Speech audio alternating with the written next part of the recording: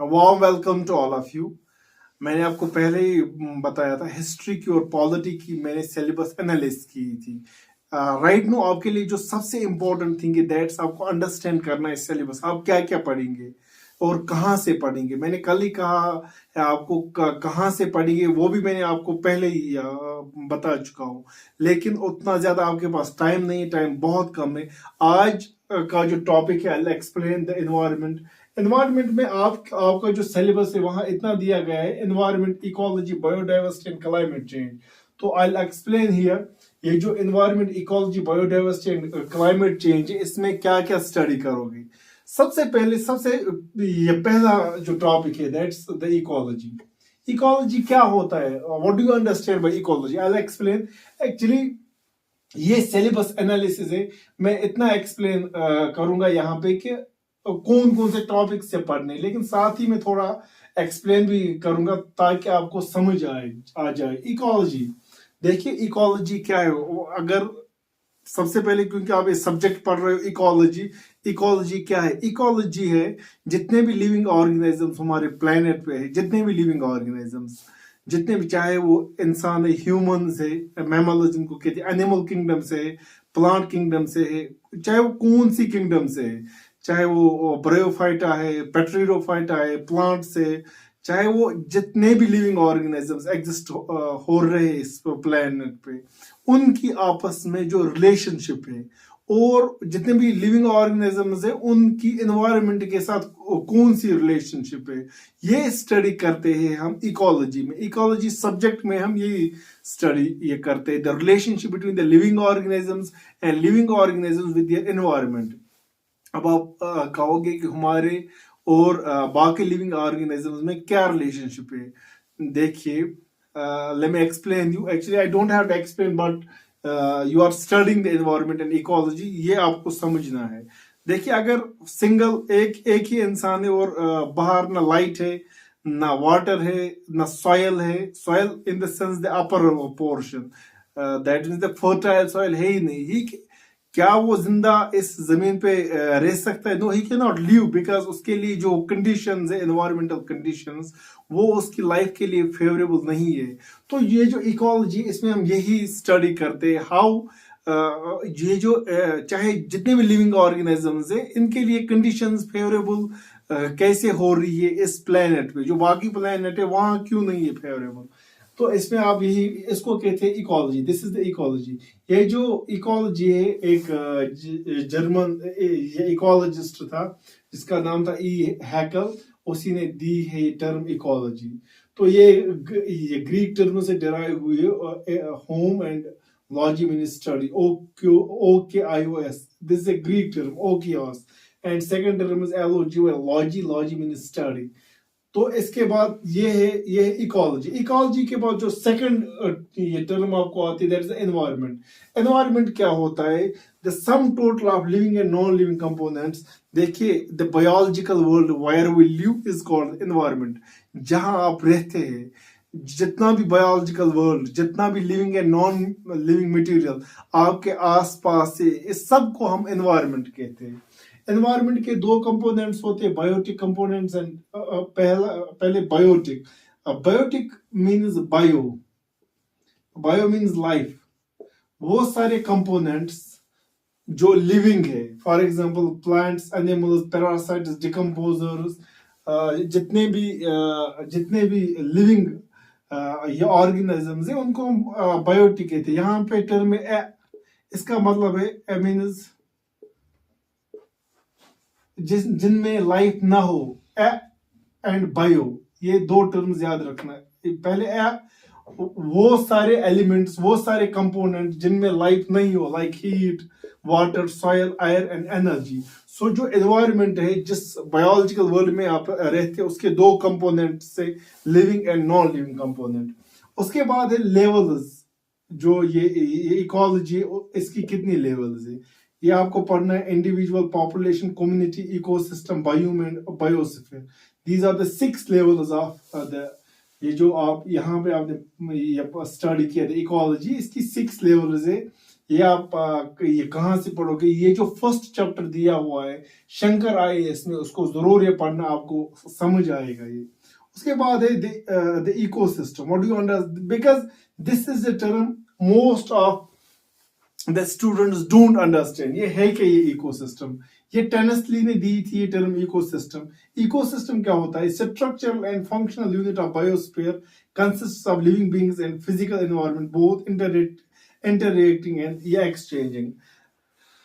देखो मैं आपको समझाता हूँ ये ऐसे, ये इकोसिस्टम क्या है। हम एक पाउंड की एग्जांपल लेंगे, या कोई फॉर एग्जांपल एक पिट है, उसमें ये पानी जमा हुआ है। उस पिट में आप देखोगे इंसेक्ट्स भी होते हैं, ठीक है। हम इंसेक्ट्स को मानेंगे लिविंग ऑर्गेनिजम्स। वो जो पानी वहां पे और जो लाइट आती है ऊपर, that is a physical environment. Physical environment and living organisms, ये कॉन्स्टेंटली एक दूसरे के साथ कॉन्स्टेंटली इंटरेक्ट करते। इंटरेक्ट एंड एक्सचेंज का क्या मतलब होता है? ये आपस में एक तो मटेरियल ट्रांसफर करते हैं, सेकंड द एनर्जी। इस हिसाब से ये एक फंक्शनल एंड स्ट्रक्चरल यूनिट ये वो बन जाता है। तो इसको हम कहते हैं इकोसिस्टम। देखो मैं यहाँ एक्सप्लेन नहीं कर रहा हूँ चीजों को, सिर्फ आपको बता रहा हूँ आपको क्या क्या पढ़ना है। पहले आप इकोलॉजी पढ़ोगे, एनवायरमेंट स्टडी करोगे, इसके कंपोनेंट स्टडी करोगे, लेवल्स ऑफ ऑर्गेनाइजेशन स्टडी करोगे। उसके बाद ये टॉपिक हुआ। इसके भी दो कंपोनेंट्स है ये इकोसिस्टम के, बायोटिक पहले हुआ बायोटिक कंपोनेंट। जो बायोटिक कंपोनेंट है ये लिविंग कंपोनेंट है। इसके अलग अलग टाइप्स है, लाइक जो आपके प्लांट्स हैं उनको कहते हैं ऑटोट्रॉप्स। ऑटोट्रॉप्स वो लिविंग ऑर्गेनिजम्स होते हैं जो खुद अपना फूड प्रिपेयर या करते हैं with the help of sunlight, या सेल्फ प्रिपेयरिंग फूड। देखिए जितने भी आपके प्लांट्स है, आपने देखा है आप या उनको फूड दे रहे हो, you don't give food to them. वो with the help of sunlight खुद with the help of photosynthesis food prepare करते ये खुद के लिए। This called the biotic component. ऐसे ही उसके बाद आते कंज्यूमर्स। कंज्यूमर्स वो है जो इन प्लांट्स को खाते, जो खुद फूड प्रिपेयर नहीं ये करते, रादर उनको हम हेटेरोट्रॉप्स भी कहते हैं। ये they don't prepare their food, rather they eat their producers, जिनको हम ऑटोट्रॉप्स भी कहते हैं। उसके बाद आता है डिकम्पोजर, सेप्रोट्रॉप्स। डिकम्पोजर्स आपके फंजे हुए एटसेट्रा, जब ये कंज्यूमर्स मर जाते ये इनको डिकम्पोज ये कर देते और फिर से मिट्टी के साथ मिला देते हैं। इसके बाद है नॉन लिविंग कंपोनेंट्स इसके, लाइक ये energy, rainfall, temperature, atmosphere, minerals, ये हुए हमारे इसके कंपोनेंट्स इकोसिस्टम। जो हमारा ये यहाँ पे इकोसिस्टम है ये दो, it's of two types. Terrestrial ecosystem है, एक्वाटिक इकोसिस्टम। यहाँ पे फॉरेस्ट, ग्रासलैंड एंड डेजर्ट आता है। यहाँ पे fresh water, सेलाइन and marine water आता है। ये इसके टाइप से ये इकोसिस्टम के। उसके बाद एक टर्म आती है ECOTUN, इकोटून। इकोटून क्या होता है? इकोटून होता है जो जंक्शन होता है डाइवर्स इकोसिस्टमों के दरमियान। जो जंक्शन होता है दो, फॉर एग्जाम्पल दो इकोसिस्टम से, टेरेस्ट्रियल वो इकोसिस्टम है, लैंड वाला इकोसिस्टम, दूसरा है वाटर वाला इकोसिस्टम। फॉर एग्जाम्पल आप एक काम करना मैप पे देख लेना, वेस्ट बंगाल में सुंदरबन फॉरेस्ट है। जो सुंदरबन फॉरेस्ट है वो वहां पे वर्ल्ड का सबसे बड़ा डेल्टा बनाते हैं।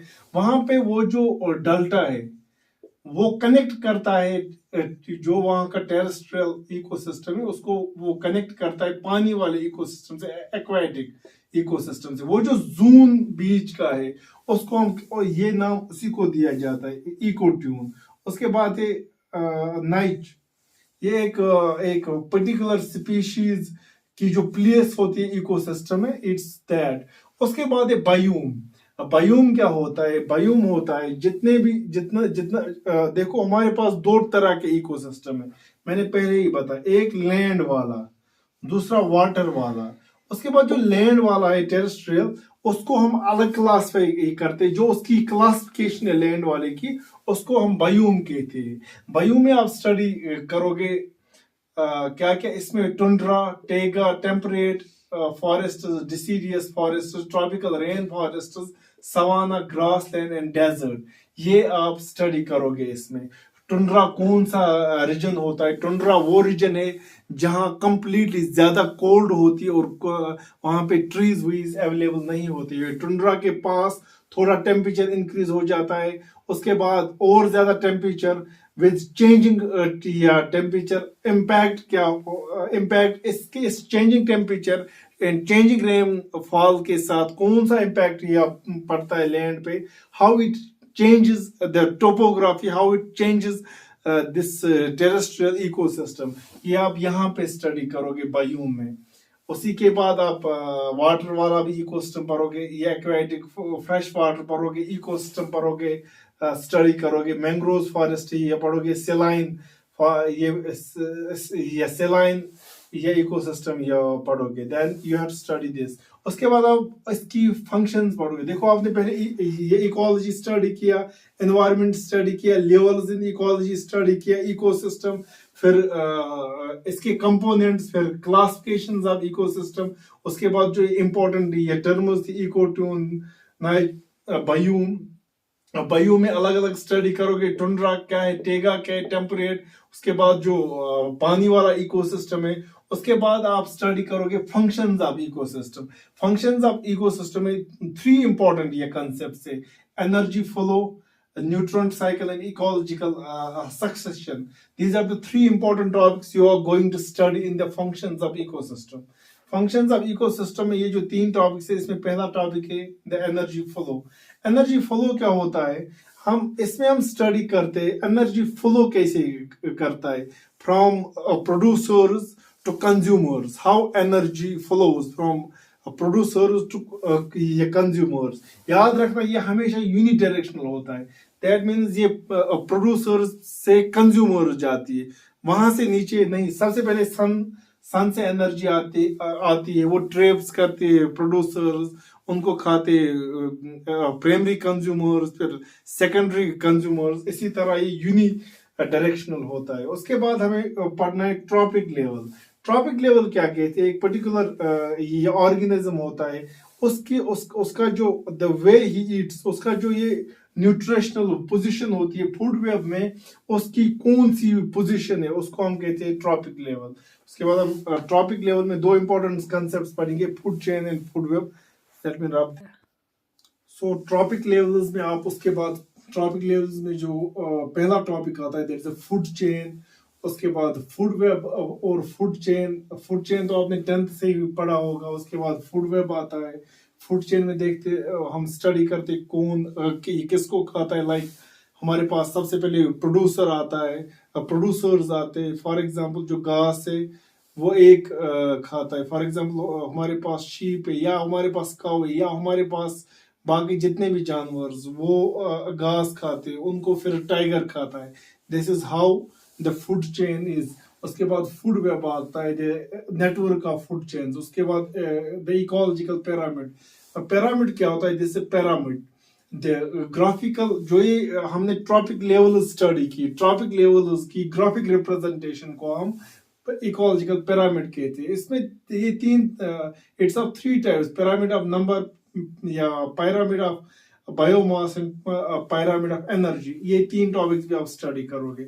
उसके बाद बायोटिक इंटररिएक्शन, जो वेरियस लिविंग ऑर्गेनिजम्स है उनमें कौन सी इंटररिएक्शन है, म्यूचुअलिज्म, कमेंसलिज्म, कंपटीशन, प्रीडेशन, ये सारा आप स्टडी करोगे। इसमें और भी 1-2 टाइप्स है, you have to study them. उसके बाद जो ट्रॉपिक लेवल्स में जो पोल्यूशन है, you have to study the concept of pollution in the tropic levels, bioaccumulation and biomagnification. These are the 2 important ये concepts, इनको देख लेना। उसके बाद आप ये हम स्टडी करें ये 2 टॉपिक्स, एनवायरमेंट एंड या इकोलॉजी। इसमें मैंने आपको सारा बताया इकोलॉजी क्या है, कितने टाइप्स है, एनवायरमेंट के बायोटिक, एबायोटिक, मैंने सारा एक्सप्लेन किया। इसके बाद आप स्टडी करोगे एनवायरमेंट का और एक टॉपिक पोल्यूशन, एनवायरमेंट या पोल्यूशन। उसमें आप सारा पढ़ोगे, water pollution, soil pollution, air pollution, उसी तरह आप स्टडी करो ये जो तीन मेन टाइप से water, air and soil pollution, और जो आजकल रेडियो एक्टिविटी पोल्यूशन, लाइक किसी जगह न्यूक्लियर वेपन की वजह से जो पोल्यूशन क्रिएट हो जाता है, you will study that as well. उसके बाद आप इसमें थोड़ा सा करंट अफेयर्स देखना, इंडिया की क्या पॉलिसी है पोल्यूशन पे। इसके बाद आप स्टडी करना bioremediation, phytoremediation, rhizofiltration, मायो फिल्ट्रेशन।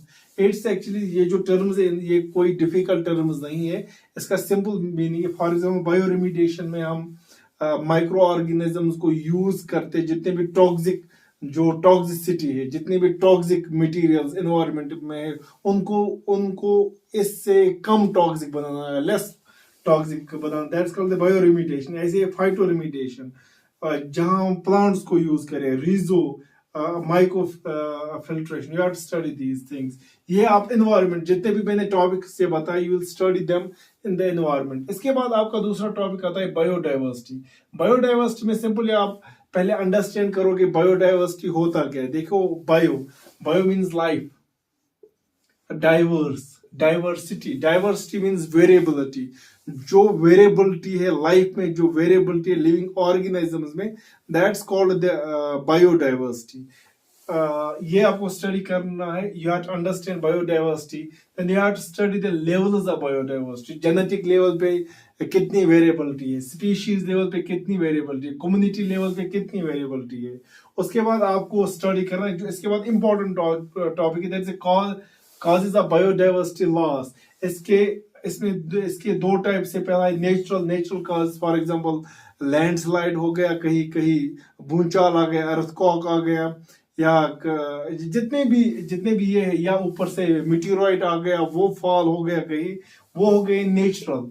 इसके बाद आता है मैन मेड, या फ्लड्स आए कहीं, उससे बायोडाइवर्सिटी लॉस हुआ। उसके बाद आता है मैन मेड में आपका आता है हंटिंग, सबसे पहले आता है हंटिंग एंड ये पोचिंग, या आप कॉन्स्ट्रक्शंस करते, कोई जंगल होता है, आप वहां जाके इंडस्ट्रियल सेटअप करते।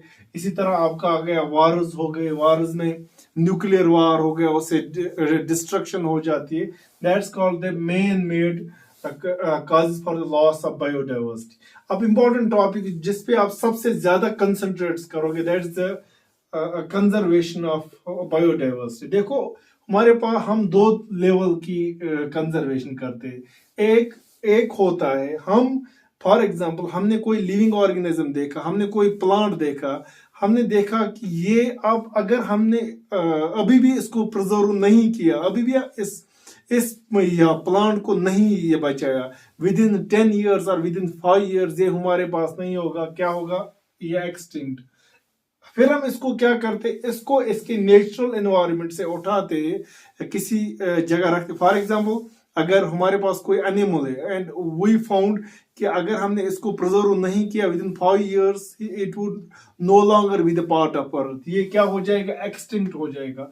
उसको हम क्या करते हैं, नेचुरल उससे उठा के किसी जगह या रखते हैं, नेचुरल हैबिटेट से उठा के, फिर हम उसको चाहे zoological पार्क में रखेंगे, चाहे botanical gardens में रखें। If it's a plant in the botanical gardens, if it's an animal in the zoological park, it's called access to conservation। दूसरा होता है within the natural habitat, like within the जो natural habitat है, उसमें क्या होता है, आपका जो नेचुरल पार्क्स आती है, सेंचुरीज आती है, बायोस्फीयर रिजर्व्स आते हैं। देखने, one thing you have to remember in your mind, जितने भी नेचुरल पार्क्स है इंडिया में, JNK में भी बायोस्फीयर रिजर्व्स है या सेंचुरीज है, you will study them all. वहां हम इनको उनके नेचुरल एनवायरनमेंट में प्रिजर्व या करते हैं। इसके बाद जो इम्पोर्टेंट टॉपिक है, रेड डाटा बुक एक बुक है, एक वॉल्यूमस बुक, जिसमें इंफॉर्मेशन होती है, जितनी भी स्पीशीज है उनकी इंफॉर्मेशन होती है, कौन से स्पीशीज ये एक्सटिंक्ट हुए। एक्सटिंक्ट मीन्स राइट नो, अगर वो कहीं होंगे भी, हमारे पास एम्पल एविडेंस नहीं है राइट नो, वो इस वक्त मतलब पहले वो थे लेकिन आज के दौर में दे आर नॉट अवेलेबल, और there is no data available to confirm whether they are anywhere और नॉट, उसको कहते हैं एक्सटिंक्ट। इसमें आप जरूरी ये पढ़ेंगे international union of conservation of nature, ये इट्स अ बॉडी जो स्विट्जरलैंड में मॉर्जस नाम की एक जगह है, वहां पे इसका हेडक्वार्टर है। इसी ने इसको क्लासिफाई किया है रेड डाटा बुक में। सबसे पहले वो प्लांट या animal extinct which are no longer available, उसके बाद है क्रिटिकली एंडेंजर्ड, उसके बाद है endangered, vulnerable, near threatened, least या कंसर्न। आप एक काम करना, आपके एग्जाम में जो आएगा टॉपिक वो इनमें से डेफिनेटली आएगा। न्यूज़पेपर ओपन करना या इंटरनेट में आप चेक कर लेना कि इंडिया में कौन कौन सी स्पीशीज वो थी जो एक्सटिंक्ट हुई है, क्रिटिकली इंडेंजर्ड कौन सी है, और इस साल में 2021 था, कौन कौन से स्पीशीज ये जो क्रिटिकली इंडेंजर्ड है इसमें रखे गए, इंडेंजर्ड में ये रखे गए। You will study this. This is all you will study in the biodiversity. Biodiversity के बाद आपको और एक टॉपिक आता है, that is a climate change. In the climate change, you will study the global warming. Global warming में आप फिर ग्रीन हाउस इफेक्ट स्टडी करोगे, ग्रीन हाउस गैसेस स्टडी करोगे, इस सब के बारे में स्टडी करोगे। And one of the important topic, आपको पता है हमारा जो ट्रोपोस्फीयर है उसमें एक लेयर है, ओजोन लेयर। इसका क्या होता है, ये डिप्लीट हो रही है, ये लेयर जो ट्रोपोस्फीयर में ये लेयर है। तो आप क्या स्टडी करोगे इसमें, मैं यहाँ पे एक दिखाऊंगा भी आपको ग्राफ, कौन सी लेयर है, या ओजोन लेयर, ये आप स्टडीज करोगे। ये जो क्लोरोफ्लोरोकार्बन है, how they are depleting this layer, ये आप इसमें क्लाइमेट चेंज में पढ़ोगे।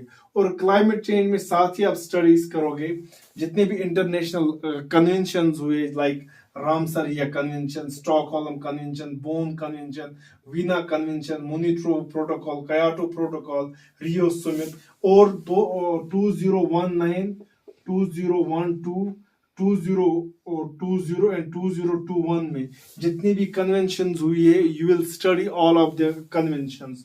This is one of the important thing you have to study. So ये आपका एनवायरनमेंट का ये रहा, you will study these topics from the environment and मैं आपको ये assurance देता हूँ, अगर आप ये topic studies करोगे within 4 or 5 days you will study all of those topics। मैं आपको देखिए, जो आपकी जो मनोहर पांडे वहाँ पे environment का जो, उसको एक बार पढ़ लेना, उसे आपके दिमाग में कंसेप्ट इमर्ज हो जाएगा कि क्या क्या पढ़ना है। लेकिन वहाँ पे इसको अच्छे से एक्सप्लेन नहीं किया गया है। जो क्रिएटिव माइंड इससे देखो, एक है व्हाट्सएप का ग्रुप, वहां पे भी मैं इशू करूंगा। सेकंड इंपॉर्टेंट थिंग इज जो शंकर आईएएस की बुक, ये वाले चैप्टर जो मैंने यहाँ पे एक्सप्लेन किए, ये मैं टेलीग्राम का जो ग्रुप है क्रिएटिव माइंड्स, वहां पे आपको दूंगा। और इंशाल्लाह विद इन फ्यू डेज मेरे बहुत सारे friends they are preparing for the exams and many have qualified many exams. मैंने उनसे बात की टेस्ट सीरीज की, maybe in few days आपको टेस्ट सीरीज भी मिलेगी। So thanks for today.